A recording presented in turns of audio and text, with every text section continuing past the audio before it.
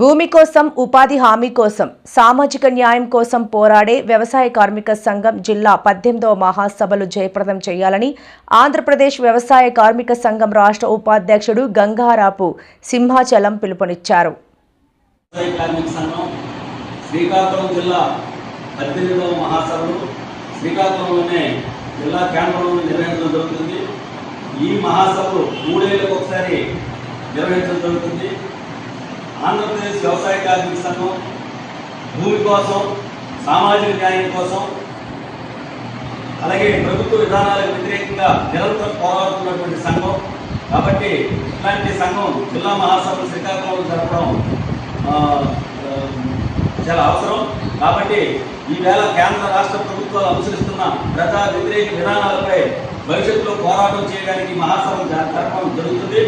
మీ అందరికీ తెలుసు, మహాత్మా గాంధీ జాతీయ గ్రామీణ ఉపాధి హామీ చట్టాన్ని కేంద్ర ప్రభుత్వం అధికారంలోకి వచ్చినప్పటి నుండి నిర్వీర్యం చేస్తూ ఈవేళ ఉపాధి హామీ చట్టం పూర్తిగా నాశనం చేసినటువంటి పరిస్థితి ఉంది. మహాత్మా గాంధీ గ్రామీణ ఉపాధి హామీ చట్టాన్ని ఈవేళ పేరు మార్చేసి బీబీజీ రామ్జల్లి పేరుతో కొత్త చట్టం తీసుకొచ్చారు.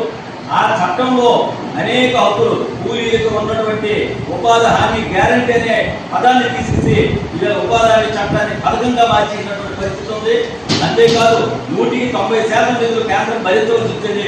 ఈవేళ 190% నిధులు భరించకపోగా రాష్ట్రానికి 40% నిధులు భరించాలని చెప్పడం జరిగింది.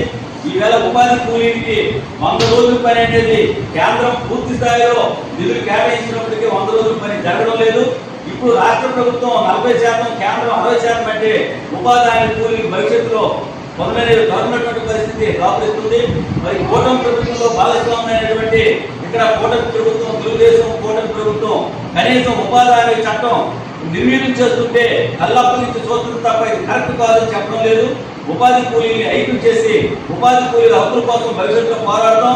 అంతేకాదు ప్రభుత్వం అనేక పేర్లతో కార్పొరేట్ సంస్థలకు ప్రభుత్వ భూముల్ని అప్పనంగా అప్పచెప్తుంది, భూసేకరణ చేస్తుంది.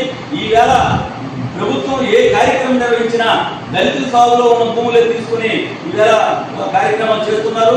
కాబట్టి దళితుల సాగులో ఉన్న భూములకి దళితులకే పట్టాలు ఇవ్వాలి, దళితులు న్యాయం చేయాలి.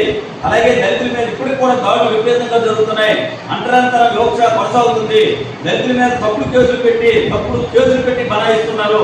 కాబట్టి దళితుల పక్షాన, కూలీల పక్షాన, చిన్న సన్నకారు రైతుల పక్షాన పోరాడడానికి ఈ నెల జరిగే 18వ మహాసభని విజయవంతం చేయాలని, ఈ మహాసభను జయప్రదం చేయడానికి ప్రజలందరూ ఆర్థిక సహకారం కానీ